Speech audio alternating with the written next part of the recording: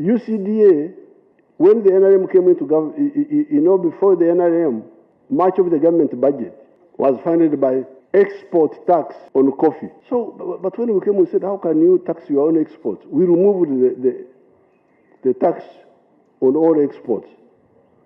Now, this UCDA, quietly, they are having an export tax, what they call cess, which we abolished. Now, this is the money they are fighting over. For the coffee, just for the sake of, now you have heard that Abed Bwanika wants the coffee for his campaigns from UCDA.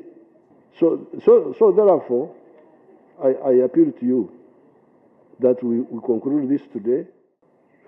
Doesn't matter. Let's agree that we give that transition 3 years. Download the app on App Store or Google Play Store now. Vision Digital Experience, the future of media.